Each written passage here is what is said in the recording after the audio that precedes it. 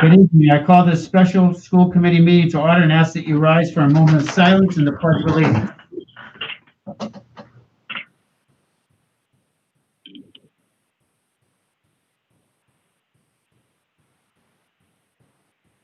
I pledge allegiance to the flag States of the United States of America, to the to the republic republic and which is stand, nation one nation, God, liberty and justice for all. for all.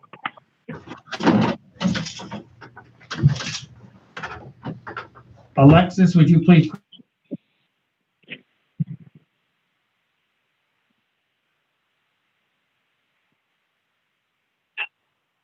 Here.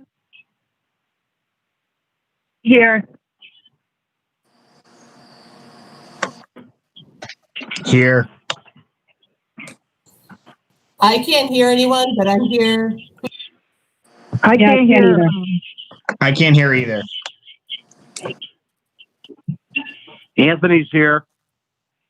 I can't hear anybody either, so I can hear you guys, but not Alexa. Yeah, us too. Sheila, I can want you hear us that the central office, your camera went down?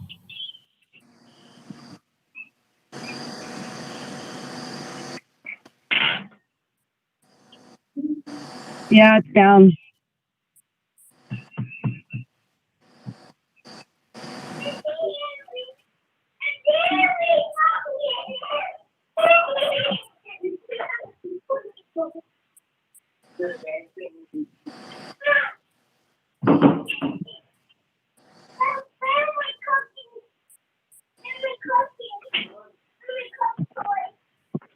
Someone's got a mute. Is that you, Anthony?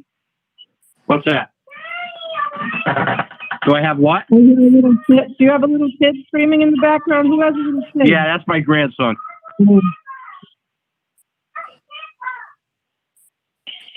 I'll have to go close.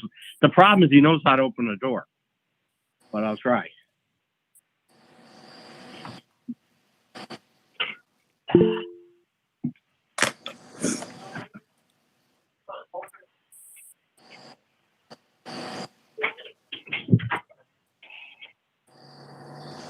Okay.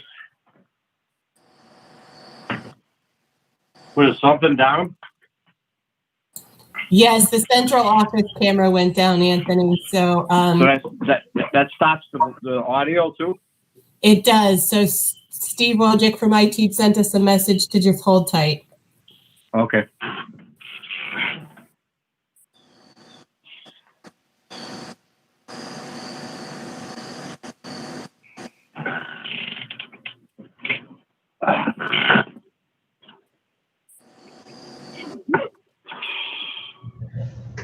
Okay, we had some technical difficulties. We did our pledge preliminary to order. I'm going to ask Alexis to please call the roll. Alexis? Mrs. Reed, Here. Mrs. O'Connor, Here. Mrs. Rua, Here. Here. Julie, Here. Mr. Bonavita, Here. and Mayor Stapelli. Here. 7 present. We have a quorum. Thank you. On the business meeting, our only item is pivoting from the possibility of being in the hybrid plan, which we are now, to one of the other two plans, either all remote or all in. We want to discuss that this evening to see what would call for a move and what we would use to make that determination. And what I would like to do first, we do have our health director, Kathy Auer, I believe, on the call. Kathy, you're there, correct? Yes, I'm here. Can you hear me? Yes, we can. Yes. Thank you for joining us. We greatly appreciate your expertise and knowledge. And let me just say, we greatly appreciate all the hard work you and your department have been doing since this began and continuing to do on a daily basis, including joining some of us on these night meetings. We greatly appreciate it. What I would like for you to do is, you've been on several calls, as we all have, but you've been on several calls with your professional group and with the State Department, discussing this virus, discussing the community and the opening of different businesses and restaurants. And more specific to this group, you talked about with your professional group opening of schools and the different plans that are going on and the different matrices that are being discussed. And I know this isn't unique to you and your department. This is unique that we have corona virus, but it's not unique to you on dealing with a pandemic or different issues that impact communities. So would you basically tell us what the professionals in your field are talking about with regard to schools moving from one plan to another and where this is going?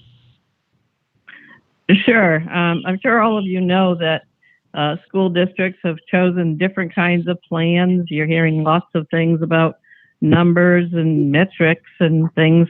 But when you look at a community, or if you look at the state's numbers, as you know, I supplied the school committee with a response from the state about why their numbers are different than our numbers when we do our community tracing. And as far as pivoting from one type of program, when in our case it would be hybrid to full remote, there is no magic number. Everything is going to be case specific.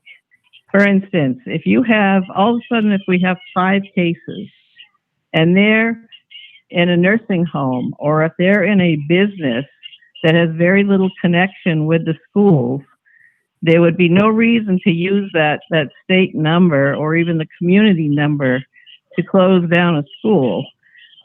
We've been doing contact tracing for the COVID since it started, and there are 90 reportable diseases, many of which that we do contact tracing. This is not anything new to us. The COVID part of it, of course, is, but we do contact tracing for tuberculosis and salmonella and foodborne illness. So this is a pretty routine practice for us. So as a result of our contact tracing investigation, that's how we will determine, the health department will determine if this transmission is taking place in the schools. Right now, the majority of our community cases that pop up are as a result of people going to family get-togethers.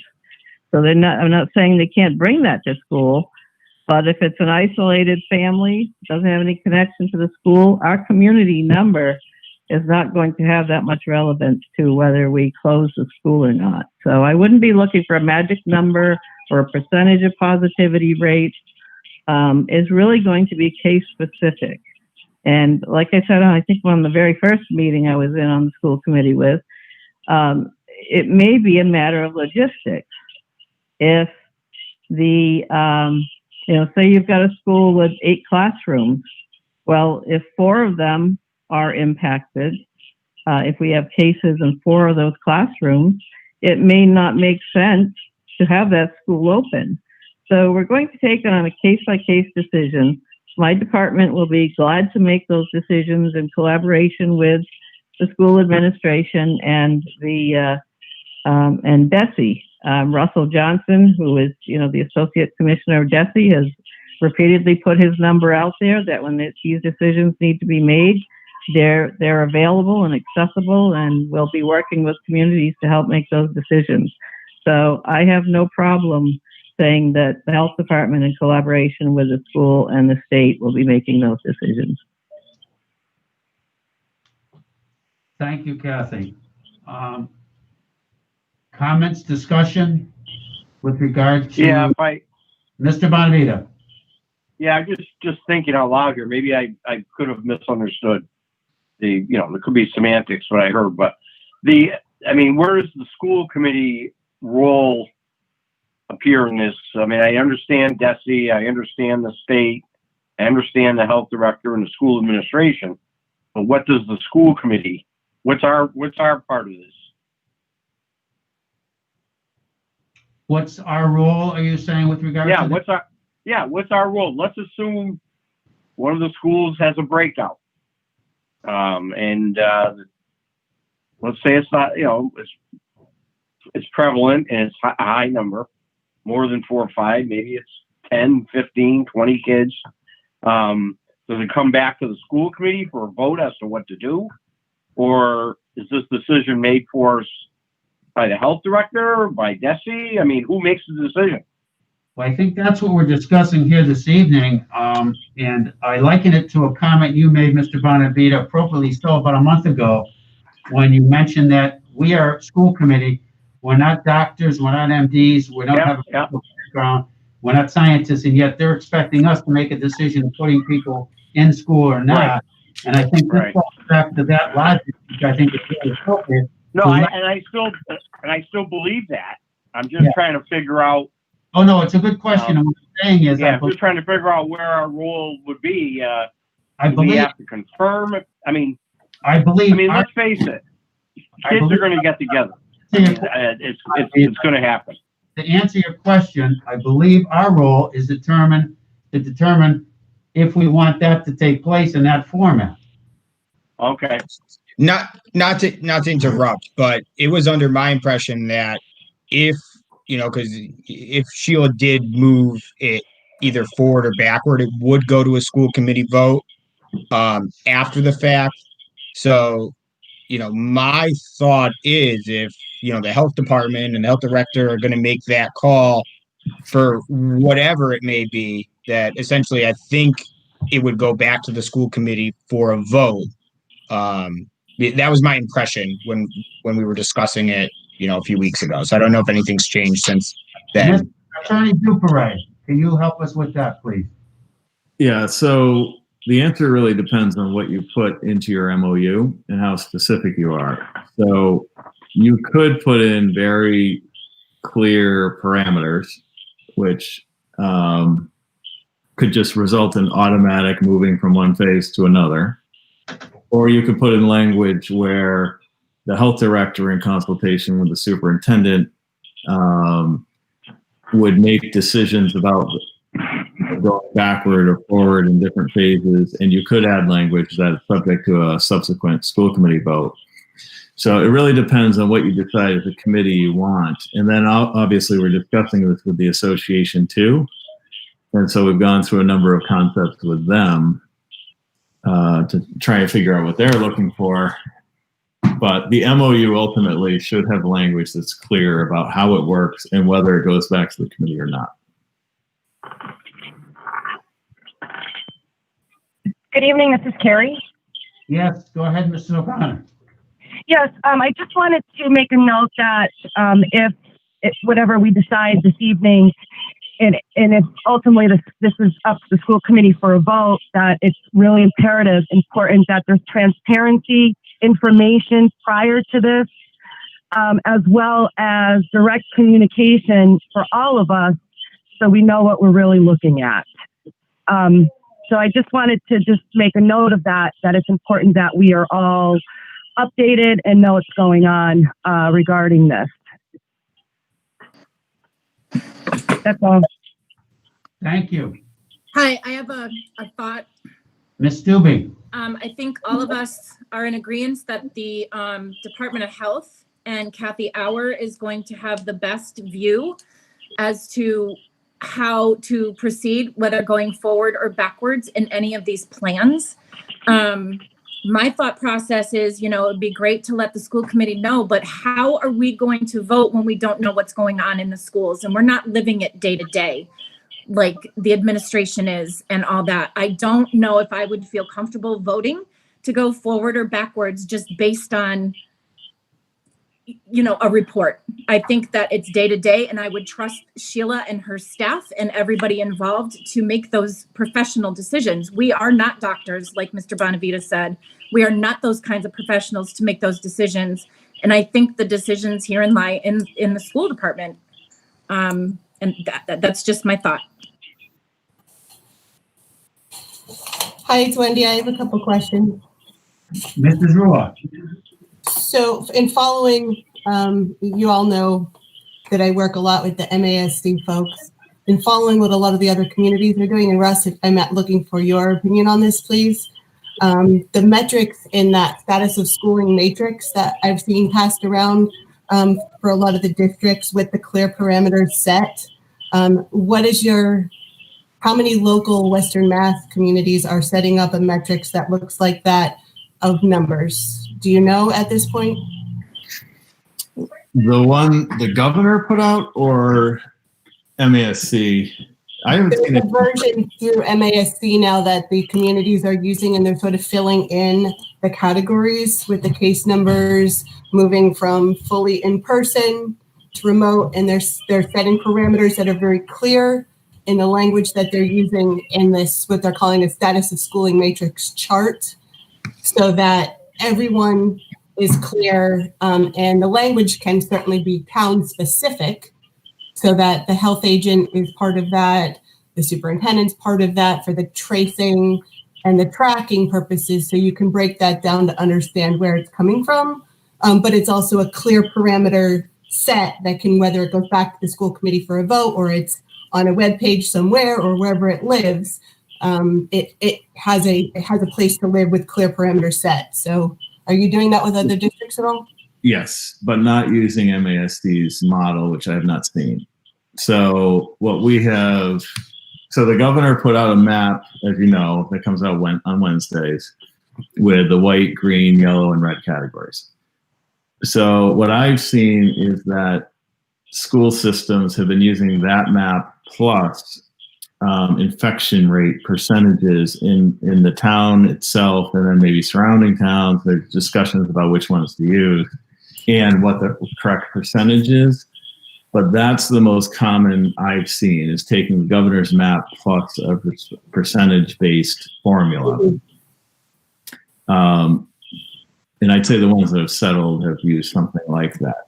But there's also ones that have used the health director to be part of the process as well. So I've seen both, actually. Okay, that's helpful. I think I agree with kind of everyone at this point. I think our health director should certainly be taking the lead and working with the superintendent, but I would like to see the parameters set so that we're all on the same page, including the families. So for instance, I think families are also looking for that information to be available to them. So if they want to make a personal decision to keep a child home or send a child into the school, that they have a good picture really at any given time of what things look like.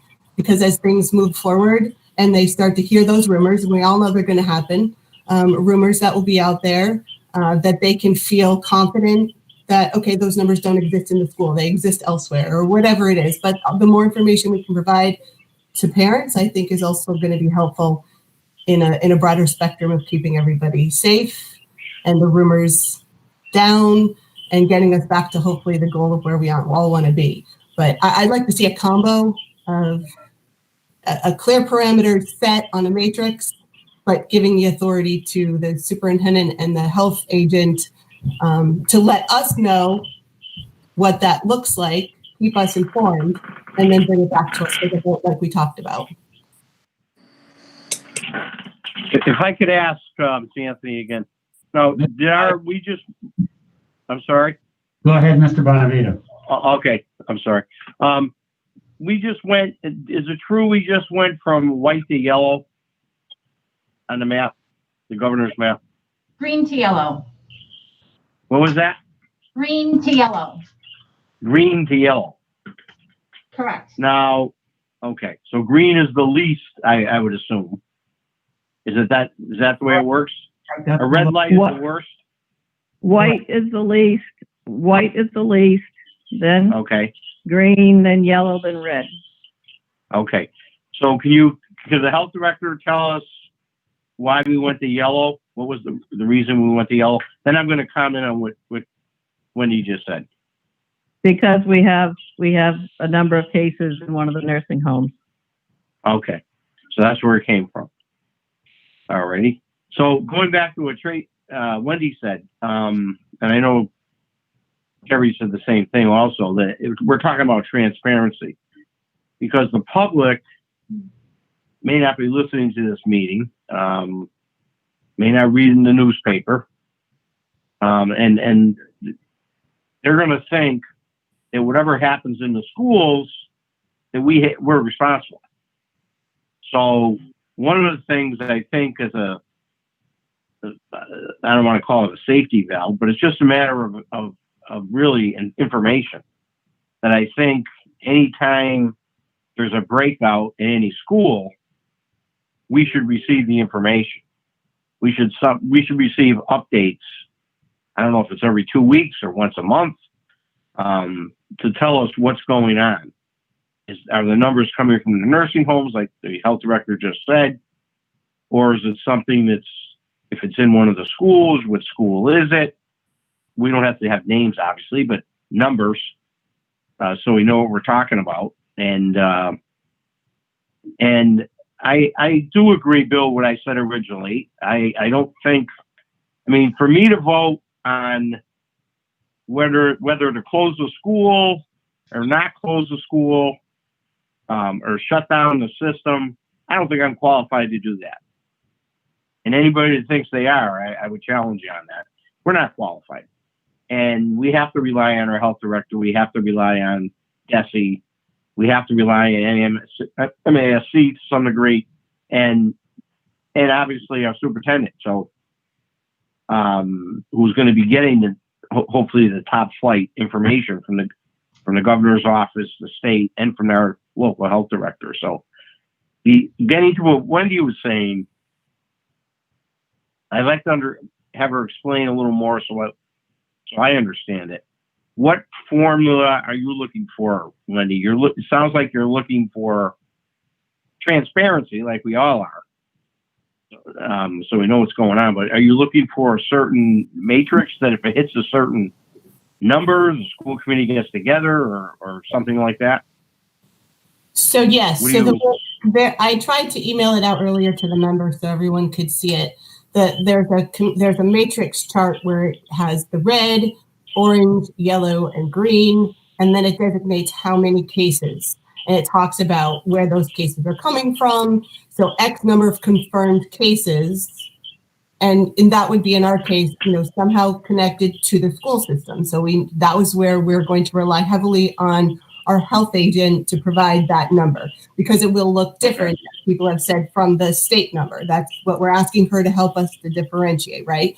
So we get X number of confirmed cases for Agawam within the schools, within the families that have been contact traced back to, links within the school. And then we set X number of cases would be fully in person. We don't have any cases. We have, fully in person. X number of cases that we now have means hybrid. X number of cases if they increase, we end up in remote. Yeah. So I'm looking for a matrix that says what that would look like so that we're all on the same page. I also really think it's important for parents to understand what you just said and we've been talking about, that state number is going to look different. We want to always know what our school and contact tracing number and all of that looks like specific to us.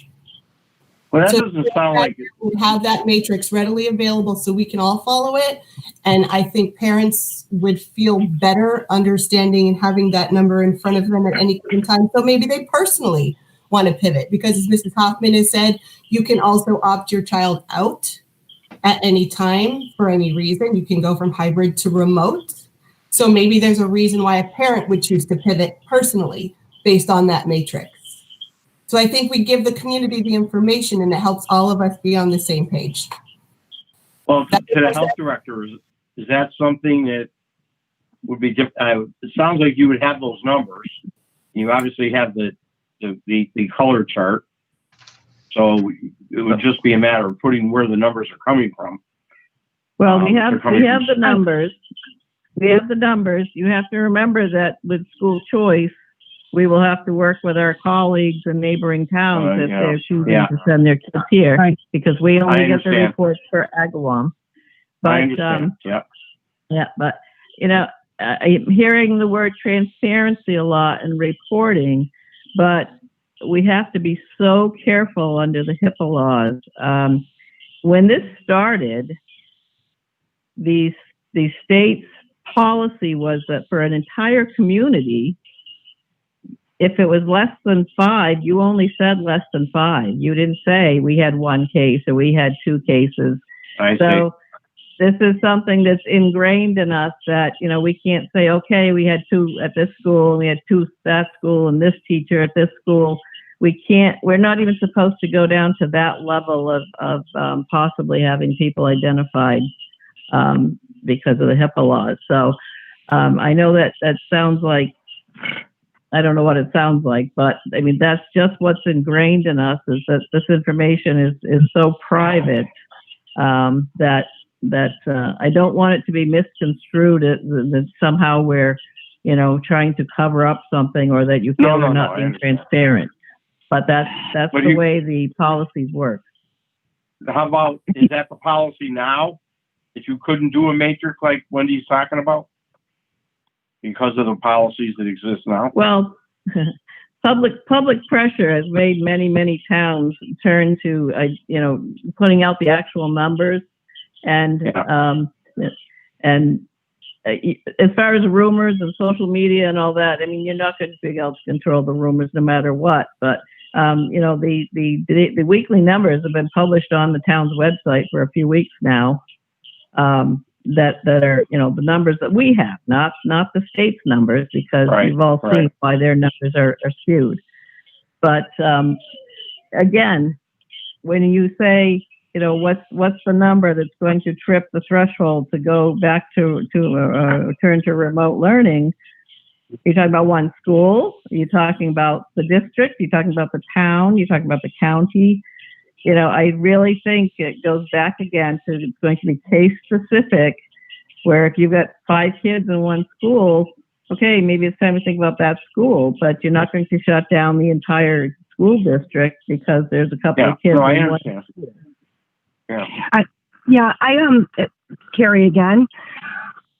Is there a way, when we discuss this brainstorming today, regarding the matrix, that this matrix is clear and posted on the Agawam Public page, so our parents, our families, they know whatever we determine moving forward to assist them with the transitions if we were to pivot ahead of time. Yes, that would be made public. Okay. Now, regarding the confidentiality, I'm familiar with, the HIPAA and the FERPA regulations. If there, say for instance, for example, if there are 3 students within a classroom, Kathy, maybe you can answer this question. We're not giving out names. We're not giving out names, period. That is correct. So what would be the difference of not giving out names versus a number, and the confidentiality regarding that? Because I believe the school district, and Sheila, you may be able to help me with this. Is there paperwork or a waiver that was part of any student orientations or for parents to fill out regarding this? Regarding what specifically, Carrie? Was there a waiver or any type of waiver regarding if their son or child contracts COVID around our student population and teachers? No, and maybe Russ, you can address that because you've addressed it to us on a different occasion. Oh, okay. All right. Could you So ask? my question to you, Kathy, is what would be the difference of just documenting a number versus a name? I understand we'd be breaking confidentiality and HIPAA if the names are released, but I think it's important that the community and all those who are within that classroom setting of potential exposure, and that would be also part of the contact tracing. Yes. So what will happen is if there's a child or a staff member that's positive in a classroom, it'll be determined who was considered a close contact using the definition of being within 6 feet for more than 15 minutes. Everybody in the classroom will be notified, but only the ones that were considered close contacts will be asked to quarantine and get tested. So the parents of the kids in that classroom will be notified. They could make the choice then whether they want to have the child tested or keep them home in quarantine. They'll have that choice at that point. Kathy, can you say that one more time? Anytime there's a case, the whole classroom will be notified? Well, with the social distancing, there won't be that many kids in the class. That's the cohorting that you hear about. And yes, so everybody in the classroom will be notified that there was a positive child in that class, but only the people that were in their assigned seats within 6 feet of that child for more than 15 minutes, or staff member, will be asked to quarantine or isolate. That's a helpful. Okay, thank you, Kathy. Could I ask a question, please? Mrs. Reed? So Kathy, of course, I'm looking at the other end.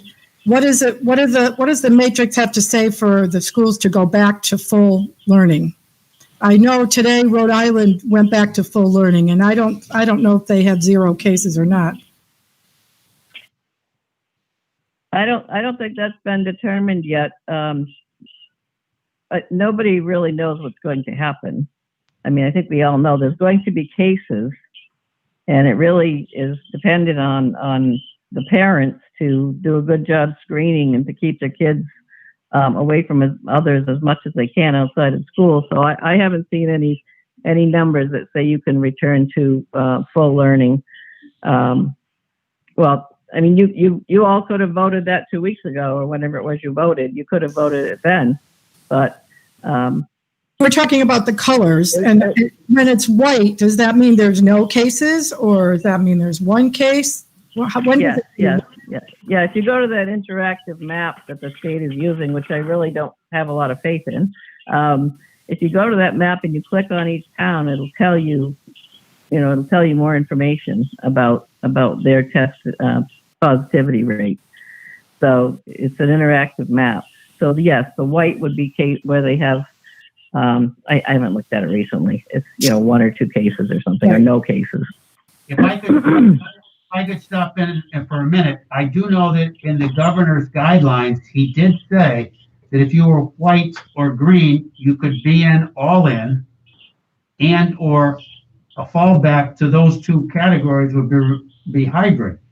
The problem is, to answer your question, Mrs. Reed, in my opinion, is if you were in those 2 colors, you could be all back now. The restriction I find is the governor's guidance of only 23 on a bus, 6 foot distance in each class. It's a 900 to 1,200 square foot where you can't put 20 students in there and get them 6 feet apart, putting them in a cafeteria 6 feet apart. You can't do those things and have everybody in until those things are lifted.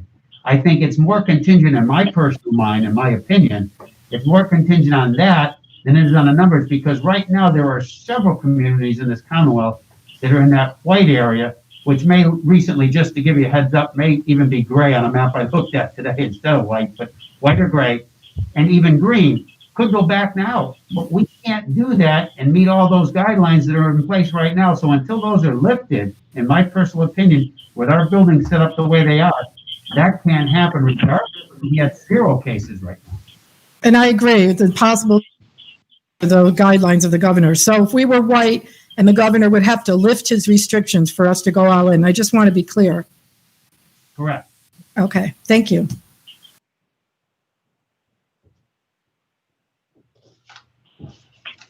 So I know that we talk about transparency, that terms come up all too often, quite frankly, in my opinion, and we do, and we are.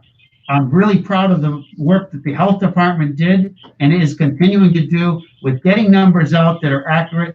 I know, Kathy, you took a beating because the state followed their numbers up and admitted to do so by having people, the same person, tested 3 or 4 times, and every time they came up with a positive, they them as a different person, and that's why our numbers were skewed. Your numbers were accurate.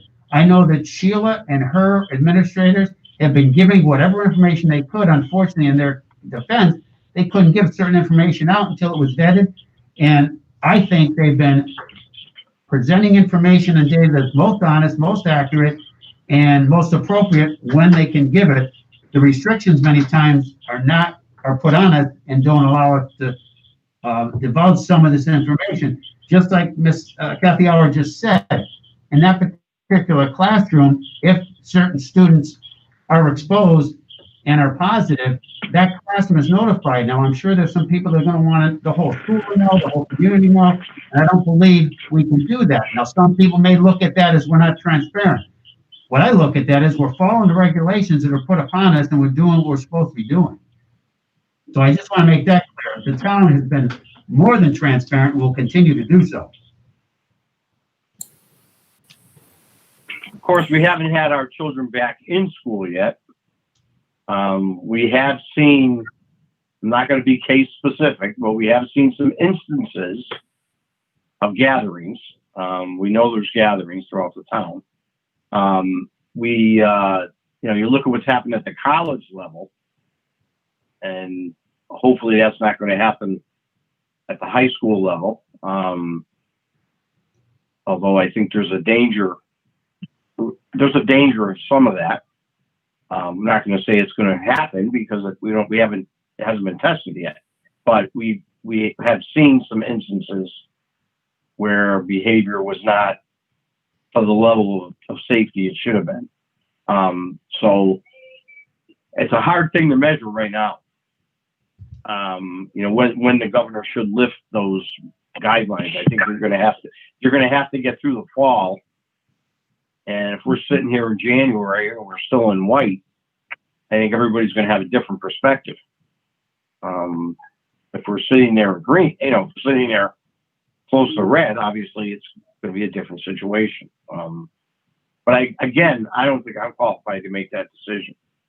I think we're going to have to rely on Kathy. We're going to have to rely on our superintendent and rely on whatever numbers we're given. I do think we should be transparent.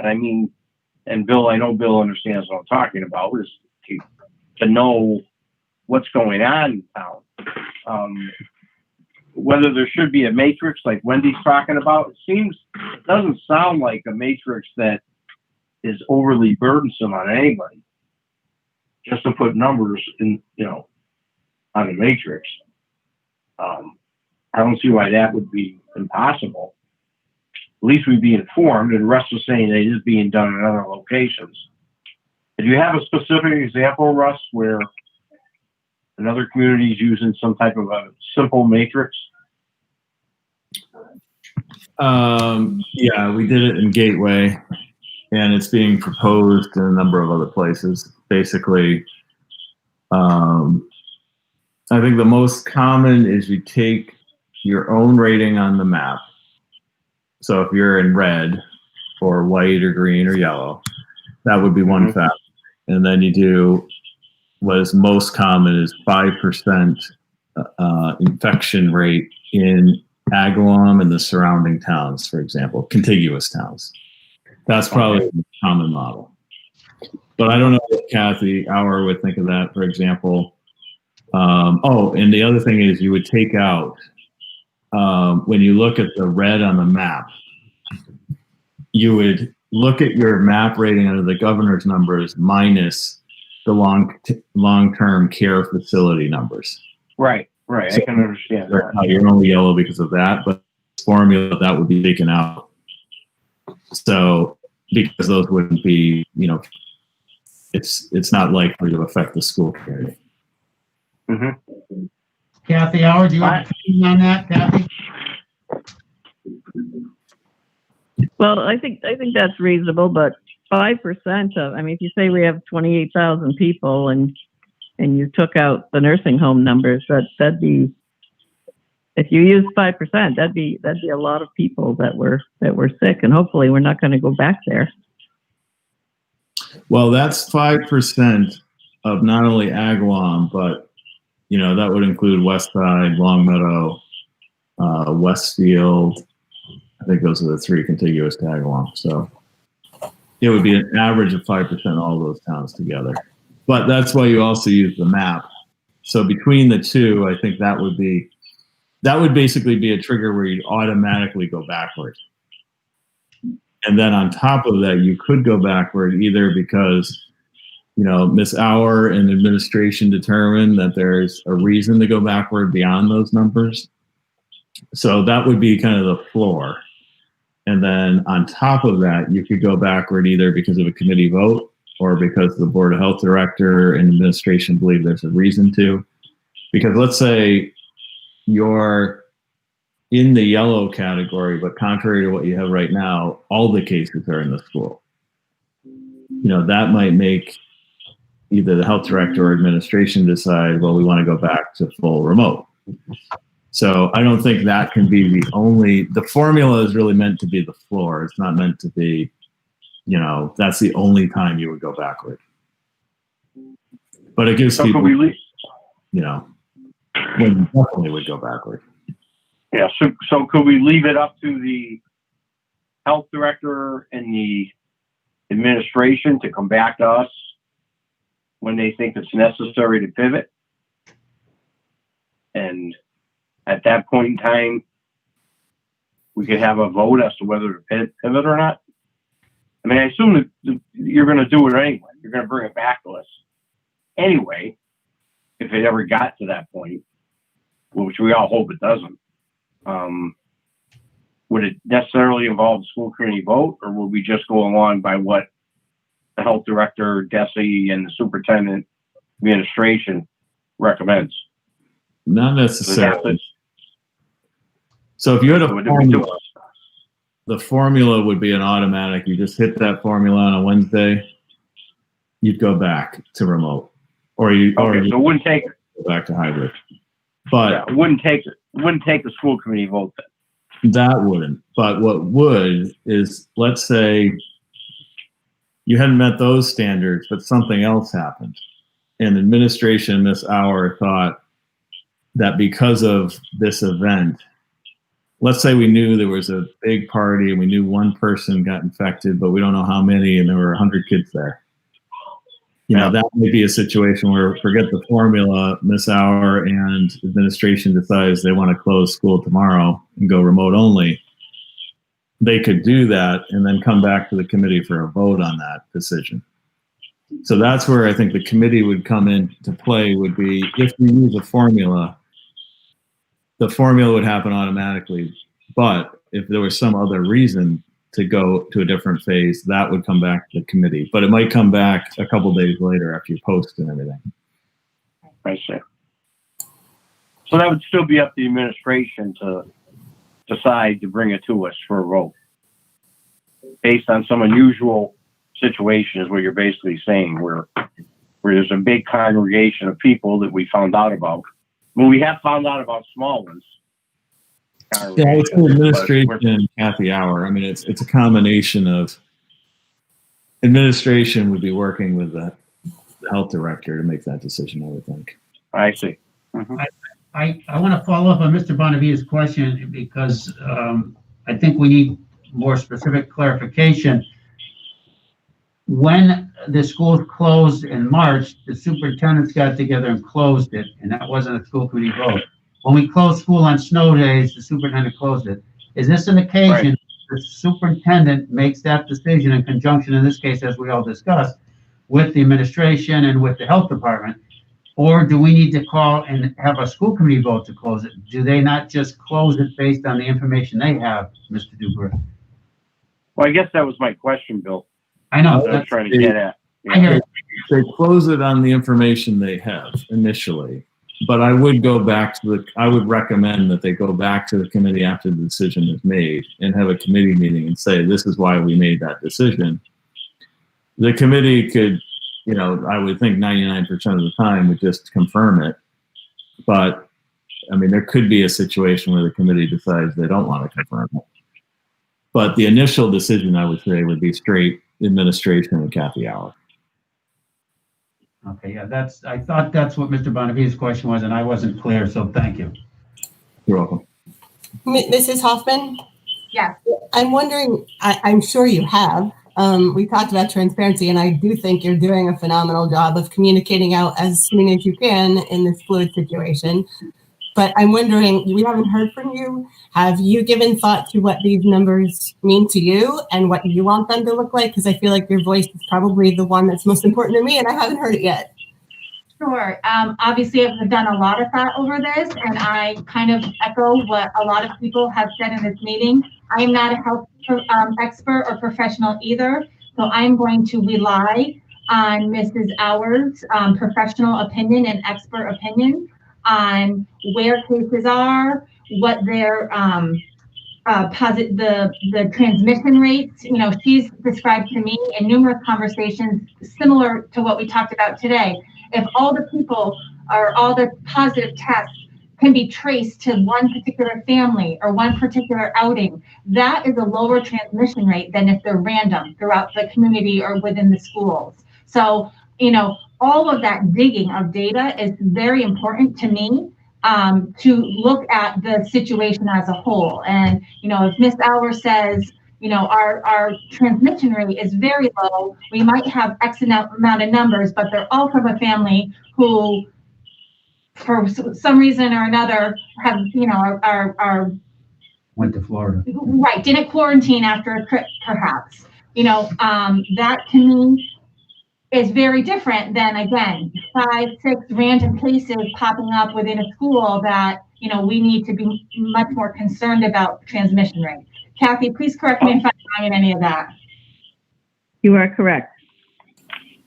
So if I could ask the superintendent. Hold on one second. Follow up, Well, hold on. I was just going to add too, Mr. Bonavita, that for me, a hard number is really, really tricky. Because yeah, again, I understand that. 15 cases in the community, which again, is going to probably make us red, right, Kathy, or yellow? But if, you know, 11 of them are in long-term facilities, then it's Right. very different. No, I understand that. I happen to agree with you and Kathy on that.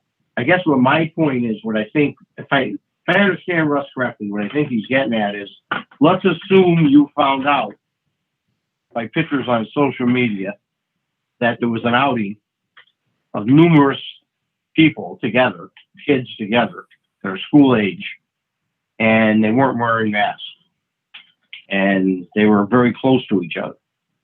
Now, not a 6 feet distance by any means.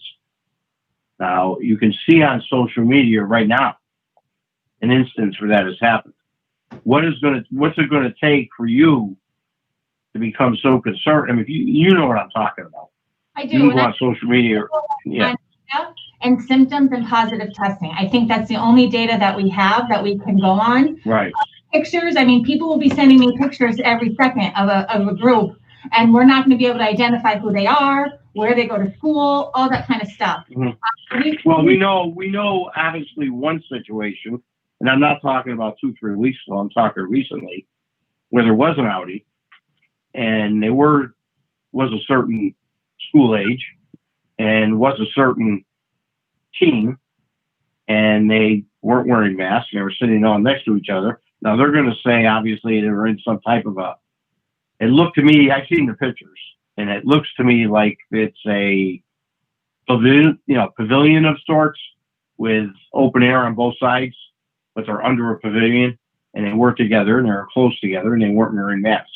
Would something like that trigger you to at least investigate that situation, or to act in that situation to the actual coaches or the team or the whatever group put on the event? Would that trigger you to at least investigate? I'm not saying go backwards or forward, but Absolutely. at least makes, Yeah, Anthony, you're right. Absolutely. And that is what has been done. Again, for confidentiality reasons, you know, it's not a lack of transparency. It's just following our protocols and informing people when we have to inform them, not overly informing the entire community of a small particular group. right. So let's say you had a group like we know exists, where there was 40 to 50 people that got together under a pavilion that didn't wear masks and were very close to each other. And it was actually a school-connected event. We all know what we're talking about. We just saw it on social media in the last couple of days. And I'm sure you did as well as I did. And I did not. Would you at least investigate that and talk to the people that put it together to That's ask why, that, you know. Kathy Hour, the health agent, deals with those types of situations and gets video sometimes and pictures quite often. Maybe you can speak to that, Kathy? Yeah, so I've had people call me pre-event. If they were invited to something, I've had to shut down events and fine businesses for hosting events. I've had calls about house parties, and I have either visited the house and talked to the people and given them the governor's latest order and tell them that they may be subject to fines.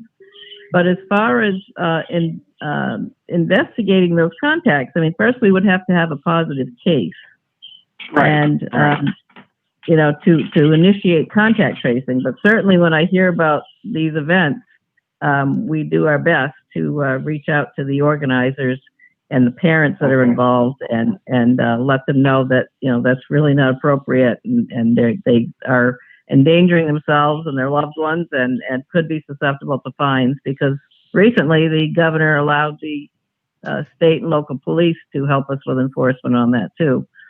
So, Okay. you know, And I know we take the it very seriously. Yeah, and I appreciate that, and I'm glad to hear that. We recently did have a case where one of our school groups, let's say, got together. It was not in Agawam. It was actually, I believe it was in another state, but it was our children from teams of Agawam, and or a team from Agawam. It was kind of like a belated. My understanding is it was, and correct me if I'm wrong, it was some kind of a. I saw it on social media. It looked like it was an open pavilion. I'm told it happened in Connecticut. It wasn't Massachusetts. There's Agawam children in a Connecticut facility, and you know, is that something you would at least? I don't know if you've already investigated it, or at least touch base with the organizers of it to discuss. I have what not. happened. I'm not aware of the event that you're speaking of. Well, I know the mayor is, because he and I talked about it today, and it has been on social media. So should we be talking about this event now, or should we be getting on to the matrix and why we're all meeting? Well, I think it's part of it. I think the event is something that could trigger in at least investigation by the superintendent. I'm not saying it should affect whether we go backwards or forward, but I think it should be looked at by the superintendent. And I believe it has been dealt with. Let me clarify, Mr. Mayor. Let me clarify. Yeah. It was a youth group, not a school group. They happened to be school-age children. It was a youth group that was down in another state, as you implicated. Kathy Hour and I did not discuss that at this particular point in time. It happened, we were aware of that this afternoon. I will be talking to her about that tomorrow, but it was not a school group. It has nothing to do with the superintendent. And at this point, unfortunately, we have a lot of people, sports teams, other organizations that do gather in large groups inappropriately, that the school has no control over. We as school committee members don't have any control over it. They do unfortunately come back to our schools, and then it's our problem. So we do need to look into these things, but it was not a school team. I want to clarify that. It was a youth team. It was not any school coaches, but it was a youth team, is what I heard this afternoon. Wasn't it a school team that was done by others? Not by the coaches, obviously. No, it's my understanding.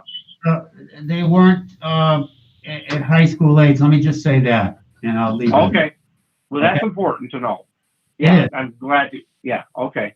So I would like to just address that, Mr. Bonavita. If these events are brought to my attention, I will ask questions, investigate, as you said, because those details are important to consider. And secondly, I just want to remind you, because this wasn't a school event, I wasn't aware of it. However, any school event, remember, now falls under our mask policy. So it would be supervised by school personnel. Any school events that we we are hosting. And so that mask policy does include any school events. So I just want to remind people of that. Okay. Two things here. I think it's really important that everybody in the community understands why we have these conversations, and that maybe, Mr. Mayor, you could even remind folks, we're all in this together and we all have to do our part. We've all seen the social media pictures of this, that, and the other. We all realize everyone's thoughts on that, on this vary on the spectrum, but we all want the same ultimate goal for the kids to get back in school in front of their teachers as soon as they possibly can, and to sort of move on with life and get back into normal, which we've all kind of forgotten about. But in order to do that, we all have to do our part. So maybe it's important, whether it comes from Mrs. Hoffman, maybe it really should be you, to have these reminders out to people that what they do is going to matter. And when they show us that they can, work cooperatively, we're all going to get there faster. So I kind of think that's what we're all talking about, sort of in this roundabout fashion, and to sort of turn it back to a positive spin here. These things happen, but they have consequences. So Mrs. Hoffman, I don't know if you want to just is that something you will be doing some routine reminders on, and just sort of nudging people about this as we progress? Yeah, so one of the things that we know is crucial to our reopening of schools and staying safe is our partnership with families. And so that is a document that we are pulling together to make sure families know exactly what we need them to do. And some of that is following, the guidelines that have been set forth for us. It's about screening their children before they go to school to make sure they don't have any symptoms. It's, asking families to supply masks if they can.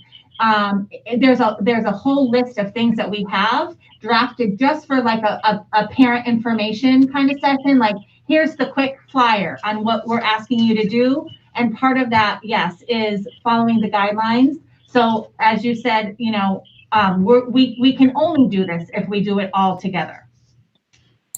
And back to you, Mr. Dupre, if you don't mind. I guess I still am a little confused on what you were trying to answer to both the mayor and Mr. Bonavita. If we said to the health agent and the superintendent, if we gave them a formula, they don't have to come back. That's what I got from your presentation. If it's a matrix or a formula, they don't need to come back to the committee. They're working on sort of a numbers chart. They don't need us. If we don't opt to go that way and we opt to give them more of the subjective authority, case by case, then they come back to us with their decisions to sort of explain it out. Am I following you or not?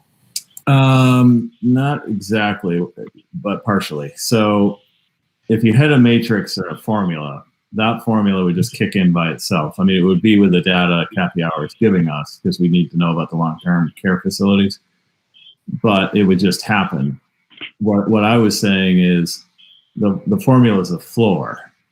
So that's when it would definitely happen. You'd go back to remote if you hit that floor. Anything above that is when it becomes subjective. So if it's not meeting the formula, but Kathy Hour and administration think it's still not safe, even though it didn't meet that formula, that's when it becomes subjective. And I think that's when, if they make that decision, they should go back to the committee later and at least inform the committee, why the decision was made. And then I don't know that the committee necessarily has to vote on their decision, but it would give the committee the ability to talk about the decision publicly, whether or not. To do that, are we here, Mr. Mayor, tonight to come up with to make a resolution? Are we here to vote on what we want, what path we want? Yes. Okay, so that is the ultimate goal of this meeting, is to define when we want to be part of it, who's doing what. That's what we want to end with. Yes? Yes, it is to define if in fact we all know that our goal is to eventually get everyone in. We also know that, God forbid, we could go the other way. We need to have some type of measurement that we're going to implement that's going to assist us with making that pivot either one way or the other. So is that instrument a matrix, or is that instrument a number? What recommendation, Russ, are you offering to the committee as far as what others are doing and what we need to sort of put on the table here? Is it a number? Is it a formula? Is it a matrix? Is it a statement? What are we looking for? Sheila, do you want me to just talk about some of the concepts we talked about with the union? Sure. Would that make sense? So, but this is assuming you want to do a formula. You might want to just say the best person to look at this is the health director, to provide input and make a decision. But if you're going to do a formula, what we talked about as a concept only was that if Agawam itself was in the red category on the map for 2 weeks in a row, minus the long-term care facility numbers.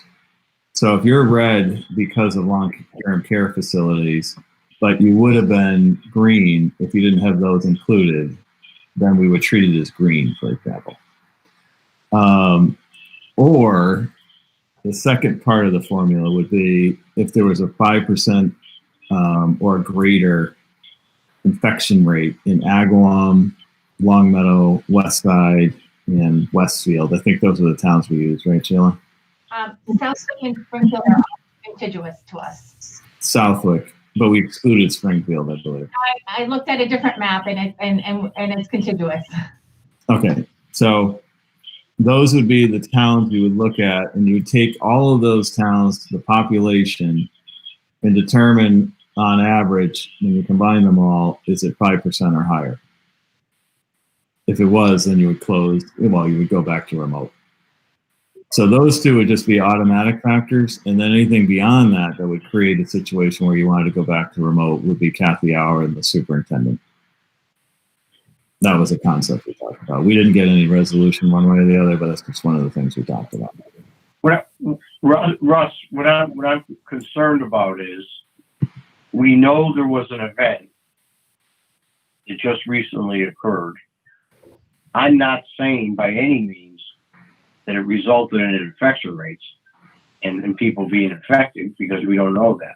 We know the event took place. Yeah. It was Agawam youth teams from Agawam that were celebrating the team concept of a banquet, but it was Agawam teams that did it, that were organized by, my understanding is, booster clubs from Agawam, but it did happen in Connecticut. The event was in Connecticut. So I think that at least what would bother me is if the superintendent and Kathy Hour did not at least be informed of it, if they felt that there was further investigation necessary. That's all I'm asking for. And we know that happened. So what bothers me a little bit is Kathy wasn't even informed about it. That's my understanding. So that would bother me. We know the event took place. What I'm hearing from Kathy is she was not informed about it. So am I wrong about that? I was not aware of it at this point, but as far as the youth sports, the ones that aren't school related, I spent a good part of the summer working with the coaches and the organizations and parents, and they had their marching orders and they knew what the guidelines were. It's frustrating to all of us when we see people not following the guidelines. Every day I'm fielding these calls about, different things where people just aren't complying. So I'm not surprised. I've gotten past the point where I'm surprised, but my question always is, why are the parents allowing their children to do this? But I think so how do we, Mr. Sapelli, you and I talked about it, and we know the event occurred, but we're not aware of that it resulted in infection rates, obviously. But I think it is something that the superintendent could address with the at least with the booster club that perpetuated the event, And I would think that at least the discussion would occur. I'm not saying anything would happen because of it, but at least there would be some local discussion. Let me just say, not verified it was a booster club, it was a youth team, has nothing to do with the superintendent, but it should be investigated and inquired by the health department. But once again, we will be talking about that tomorrow, and that is kind of getting us a bit off track. It's somewhat related, but really not with what we're discussing here this evening. So I'd really like to move on and get back on task with regard to what our task is here with setting up a process of identifying, pivoting one way or the other. Okay, so you're saying that the event that we're talking about, and we have talked about, does not trigger at least an investigation? What I'm saying is we should move on with this meeting and get off the subject of investigating an event that happened out of state and get back focused on what this meeting is about, and let Mrs. Auer take care of that tomorrow as she does with any other youth issue she has with youth sports. It's really not a school issue at this point. If we find it leads to that. How is it not a school issue when it's an Agawam sports team? I'm not saying it was done by a coach. My understanding is the coach was not happy about it, and then it was involved in a booster club. Am I wrong? We have to move on to what this meeting is directed at. It's like a youth football team. It's not the school team. It's youths in this community that are organized by a youth organization. It's not a school-sponsored function. And this is off topic of what we're here to discuss. So we need to get back. I don't understand how it's off topic. Apparently, Somebody's got to tell me how a booster club event that occurred is not school related. So please tell me how that's not school related. are you suggesting it's a high school booster club? Because I'm not aware of that. So let's Well, move on. I thought that's what happened. Well, If I'm giving the wrong information. when Mrs. Auer investigates it tomorrow, she'll find that out and we'll move in the proper direction one way or the other. At this point, we've got to get back on task, please. Well, I guess I'm misinformed then. Because to me, what I know what happened is school related. So if that's not school related and that's something that the superintendent or the health director should at least talk about, then I think we're not off track. That we're ignoring what happened. But we will find that out tomorrow when the health department does investigate it. So let's get back on task. So we are talking now about the different options we have with the health department making the decision in conjunction with the state and the superintendent and her administration, and/or also implementing a matrix. That's what the discussion is now. So does anybody understand that on one or the other, and are we prepared to make a motion after over an hour of discussion? I have one more question for Mrs. Auer. Mrs. Auer, I heard you say 5% is a lot. What did you mean when you said that? And would 4% or a different percent make more sense? I just want to understand why you made that comment. Well, I mean, 5% of 28,000. I mean, that's more than half the cases we had, for the entire community, but during the whole last 7 months. That would be a lot. That's a pretty high number. So is that why I'm seeing the matrix for other communities set at 3 or 4% instead of that 5, for instance? Yeah, I think that would be more realistic. But I mean, I really don't have. I'm kind of ambivalent about whether you choose a matrix or not, because I'm still going to put out my best educated decision about when a school should close in collaboration with the others. And obviously we want to keep the school committee informed of what's happening, but I really don't have a preference whether you choose a matrix or not.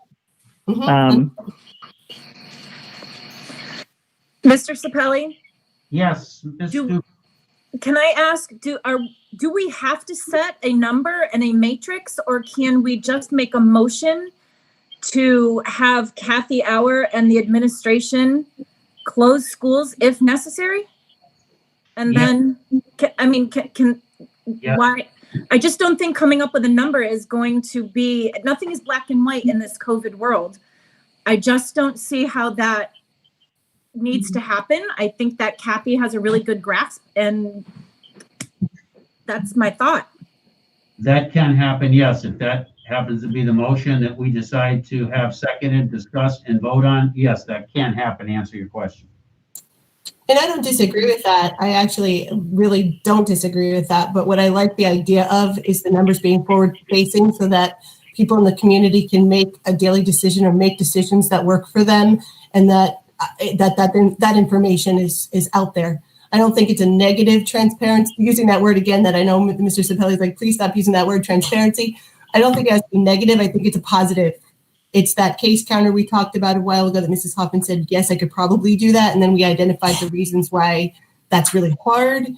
But it's just putting information out there to the public in a way that it makes sense to school families. So that's what I would like to see happen, in conjunction with them making the decisions maybe a little more independently and reporting back to us for feedback. So, I'm sorry. I'm sorry. Hold on one second, I was just Mrs. gonna Reed, let say- Mrs. Hoffman explain. Just based on that, I know we talked about this at the last meeting, but Kathy, based on what the information you're saying tonight, that would be very difficult to be able to have a active kind of counter to have. I know you list on the public health website the kind of numbers over the last 2 weeks. Is there anything in addition that you post that would be helpful, that if maybe we linked your page to the school page, parents and families could have more specific information? Well, again, you have to be careful with specifics, but the town has been listing the numbers on the town's website, the numbers that we have, not those artificial numbers that the state has, the real numbers of the cases that we're following and managing. Is that daily though, or is that weekly? No, it wouldn't be daily. No, it does change daily, but it's only. Generally, you only see a change of 1 or 2 cases in a day, either up or down. 4 people come off isolation, or you might get 2 new cases.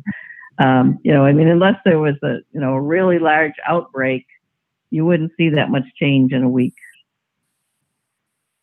Okay, and if there were, you would notify us right away. Oh, absolutely. But I don't understand, Mr. Mayor, how we at least not would have our superintendent and the organization that sponsored it, or the fact that our school teams were involved in it, how that would not be investigated. To me, that would be automatic. That if the superintendent knew what happened, and let's not kid ourselves. We all know what we're talking about. One of our sports teams, by his booster club, had a school spot. It was obviously a school sponsored event. So how can we say that it didn't involve the schools? How does that happen? If it's not a banquet involving the schools. I'd like to speak on behalf of that because I run a youth program in town. I run youth football, as everyone knows. I do not contact the school, nor does the school contact me regarding any of the youth football programs. It is not a school-sponsored program. We run it on our own. It has nothing to do with, I think you're using the term booster clubs and not truly understanding what booster clubs are. Booster clubs are at the high school level. So if you're talking about a youth organized event that has nothing, absolutely nothing to do with the school systems, I just want to be clear that, youth events, youth sports have nothing to do with the school systems. The only thing that they have in common is the children And I think that that's maybe where your concern herein lies, is that all those kids were together. And if you go anywhere, those kids are going to be together, whether we want to or not. We can't trace everybody's every move. So I guess the bottom thing, you know, and I hated to interrupt, but I do run a youth program, like I said, and the school department has nothing to say with really what we do. And I just wanted to make that clear. Thank you, Ms. Doobie. I want to get back on focus. I know, Mrs. Reed, you had a question pertaining to the subject at hand. I don't remember what it was. So I think since Kathy puts the matrix on the website for the town, I think the public is getting the information. It doesn't have to come through us. Some of those numbers are very skewed and have nothing to do with the schools, like the ones in the nursing home. So I would like to make a motion that the best person to, I don't know how you word it, to make a decision about our schools pivoting would be to refer it to the health director with the assistance of our superintendent. With knowing that the health director is posting the numbers on the public town page. Okay. Okay, but are we saying that we're going to ignore what happened to the mayor? We're just going to ignore the fact that it was a school sponsored event when you're talking about. Mr. Bonavita, we have a motion on the floor, I believe. We did discuss your issue. We said it was going to be investigated tomorrow. We were looking into the details of it. We're moving on to the meeting at hand and not some investigation that's not part of this meeting. That'll take place tomorrow. Well, I think it is. I disagree. I think it is.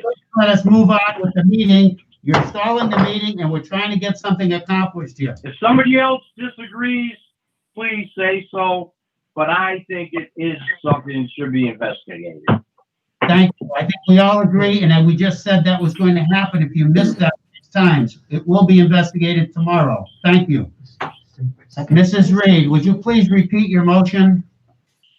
I'm not sure how to word it, but I wanted to make a motion that we would refer to our director of our health department, along with Mrs. Hoffman, to whether or not our schools would be pivoted in either direction. And also with the fact that the health director is going to be posting the numbers on the public webpage, the town page. Okay. I second that motion. We have a motion made by Mrs. Reed, a second by Ms. Stubbe. Comments, questions, concerns relating to that motion? So we're going to ignore that this was a school event by school teams. Mr. Bonavita, we'll investigate that tomorrow. Thank you. We have a motion on the floor, a second, and we are in discussion of a motion. I know, Mr. Bonavita, you're aware of that process. Let us move forward with that process, please. We have a motion and a second. Discussion, comments, concerns with regarding to that motion. Mr. Dupre, how are other communities handling their information passed back to the school committee? Is it part of that? So you would say, and please share that information back with the school committee. At what point should we add the language that school committee should be notified or part of this? I don't think you really need that, because Sheila would be, if you're going to pivot, I'm sure Sheila's going to send everybody a notice to that effect. I mean, I think that will be automatic. Right. So that's not something that we should. I mean, you could put something that would affect. You're saying that would not affect. If that's what you're saying, with the mayor saying, I totally disagree. Well, I think disagree. The question was, how would you know if you're pivoting? And I was just saying, I think Sheila would immediately tell you as a committee. Correct, Sheila? Yeah. So I would still like the language in there that with informing the school committee, or some kind of clause in that, just something added and with information passed regularly or as soon as possible, or something, that kind of language. Or how about keeping the school committee informed as soon as possible. or- Things yeah, are, right, you know, you can add something like that. regularly or something like that. Yes. Ms. O'Connor, did you have a comment? Are you off mute? I see Ms. O'Connor cannot speak for some reason. There must be a technical difficulty with her particular. I think she's calling back in. She We said, can't hear you that way, Karen.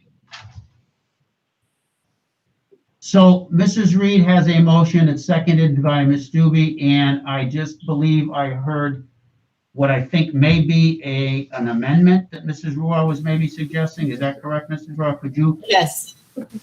With regular communication to the school committee. And I'll second the amendment. Okay, questions, discussions on the amendment? I think Carrie Yeah, has.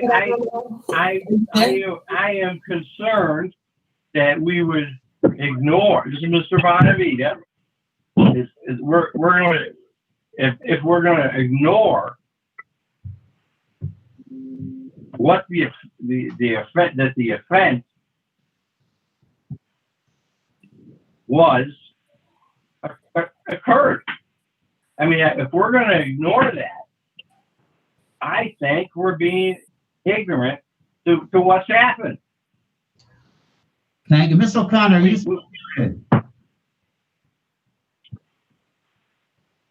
Ms. O'Connor, can you hear us if you can? I know you were texting in. Maybe you can do that, please.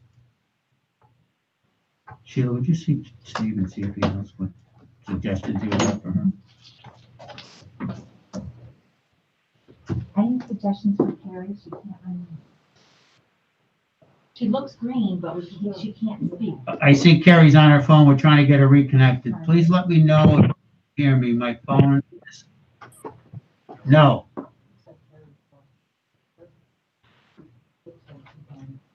We're working on getting Carrie back in. Her phone is unmuted. Just moving.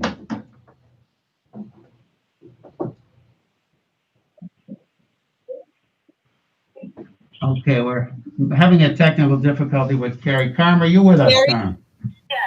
Can you hear Carrie? Carrie, Is she go ahead. on my phone? Can you hear audio from her this way? Hello?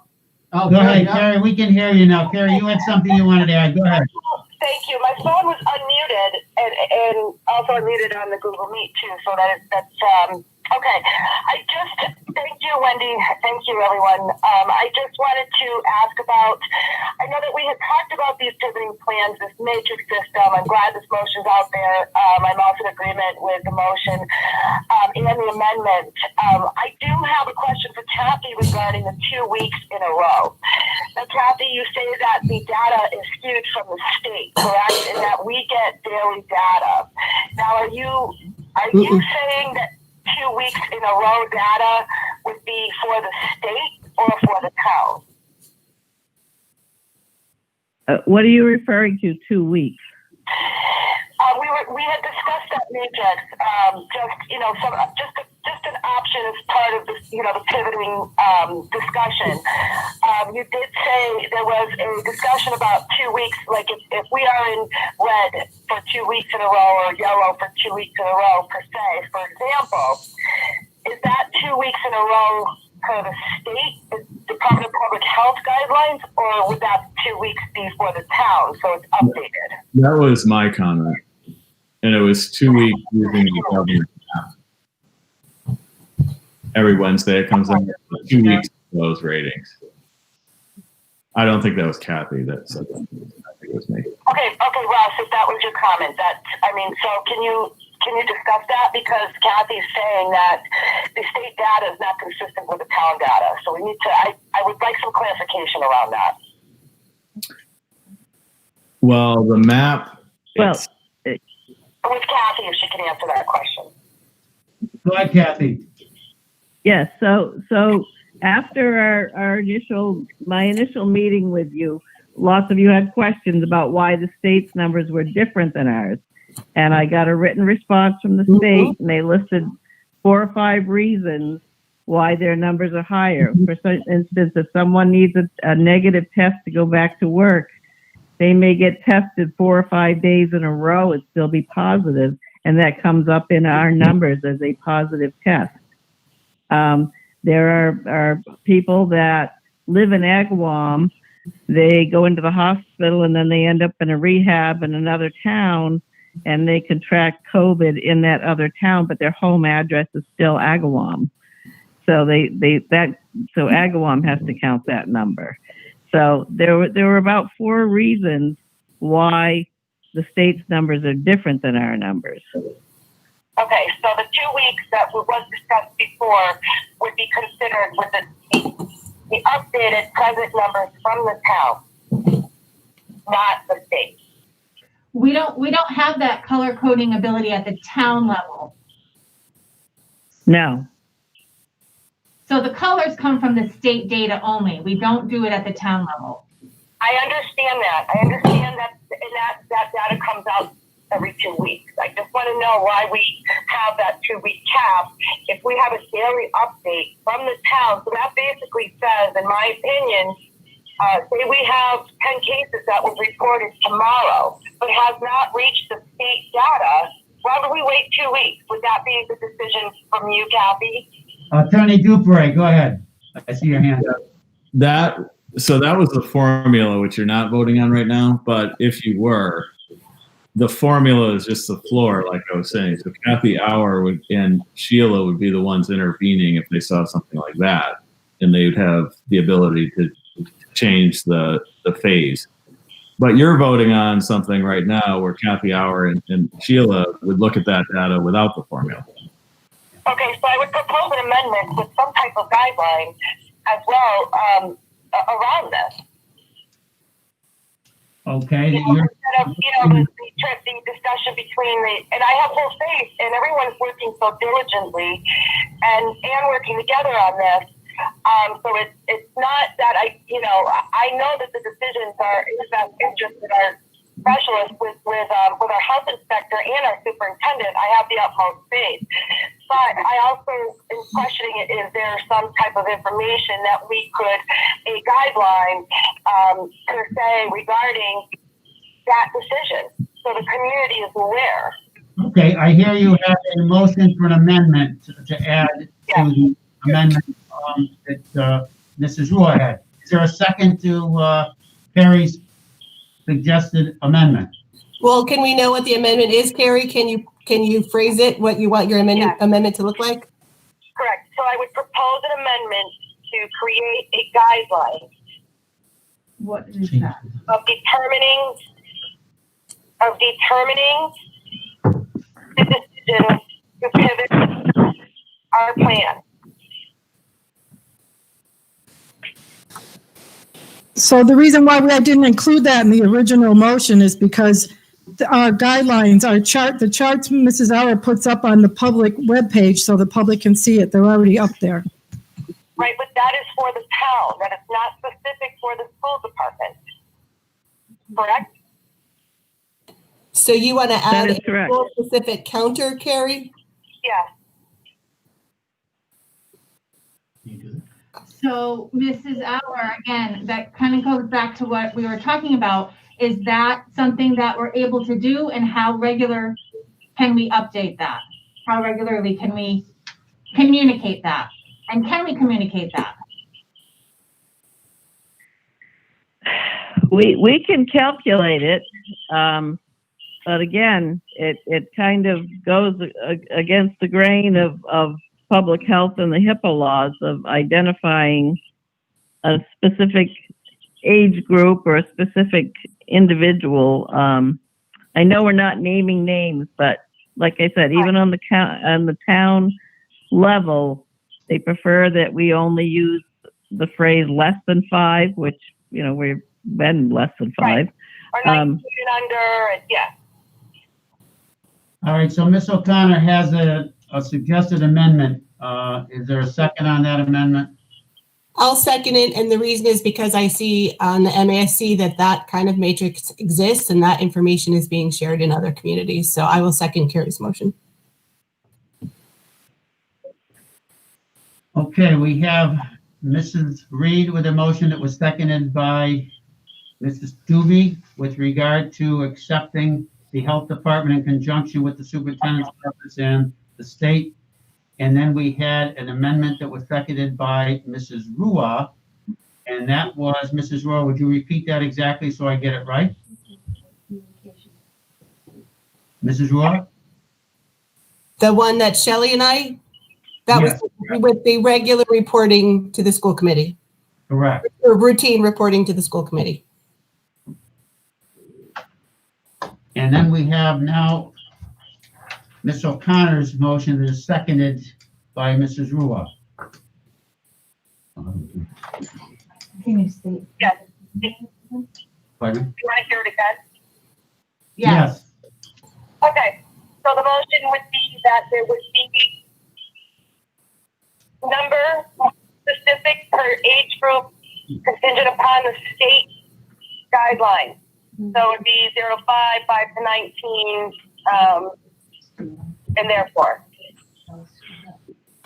Okay. Carrie, could I suggest that on the chart that I see that it's X number of confirmed cases in each school? It's broken down that way in the suggested matrix, but it's your it's your, Okay. it's Yeah, your no, resolution. That sounds, any help would be great. So yes, the X number in each school as well. Okay, Attorney Dupre, we have a motion on the floor by Mrs. Reed and seconded by Ms. Doobie. Should we vote on that first and then add the amendment? How should we proceed with this? Actually, the first step would be to vote on the amendment for the health data with notice to the school committee, that amendment first. Then you vote on the second amendment, and then you vote on the new final motion. Thank you. Okay, we have the amendment presented by Mrs. Roy, seconded by Mrs. Reed on forming the school committee. All those in favor, Alexis, please call the roll. Mrs. Reed? Yes. Ms. O'Connor? Yes. Mrs. Rua? Yes. Mr. Minio? Ms. Doobie? Yes. Mr. Bonavita? Yes.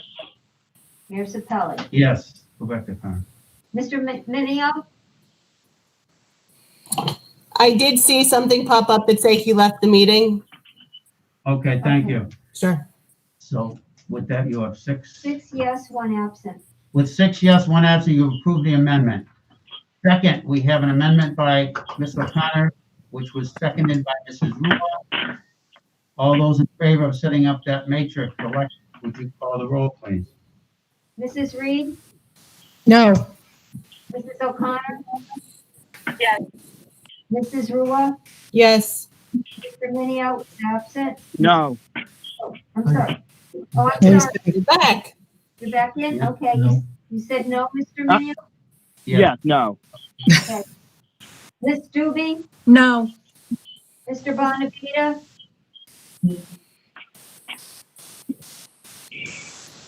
Mr. Bonavita? Yeah, I'm thinking about it, please. I'm sorry. So we are being asked to vote on something that could be an event would be Well, we're voting on an amendment. I don't know. I'm totally confused by this, and frankly, I'd be voting no. And Mayor Sapelli? Yes. With 3 yes and 4 no, the amendment does not pass. Okay, 3 yes, 4 no, the amendment does not pass, so we will now take a vote on the original motion by Mrs. Reed, seconded by Ms. Doobie, with the amendment that was approved by Mrs. Ruoff to allow the health department in conjunction with the superintendent and the state to decide on the pivoting up or down and to inform on a regular basis, as early as possible, any information that relates to that decision. Alexis, would you call the roll, please? Mrs. Reed? I'm sorry, Bill. Could you repeat that? We are voting on the motion that you made seconded by Ms. Doobie, with the amendment that was approved by Mr. Ruart to allow the health director in conjunction with the superintendent and the state to decide when we pivot one way or the other.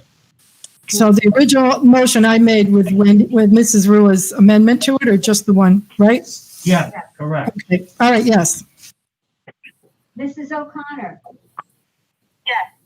Mrs. Rua, Yes, but I want to ask, I don't know if Mr. Bonavita understood the last one, and I'm kind of uncomfortable with where that went. So I'm just wondering if we can make sure he understood it before we move on. We're in the middle of a I'd vote. like to have it, Yeah. like to have it further explained to me. I feel like he said that he didn't How? understand it. You'd have to finish this vote and then you can go back. Okay. okay, Mr. Minio, Yes. Miss Doobie, Yes. Mr. Bonavita,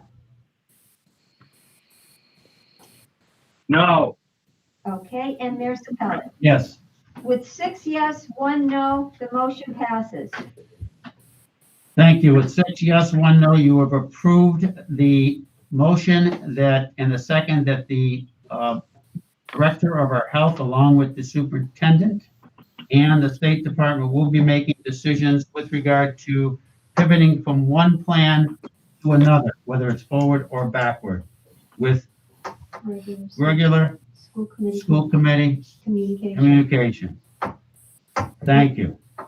And can we go back now to have Mr. Bonavita understand that I just am uncomfortable that he said I don't understand? That for the vote that was 4-3, it was to add the matrix, to add the numbers chart, Mr. Bonavita? That's what you were voting no on? I don't know if you understood. I just felt uncomfortable with moving on unless you're clear on what you voted on. I want to be clear what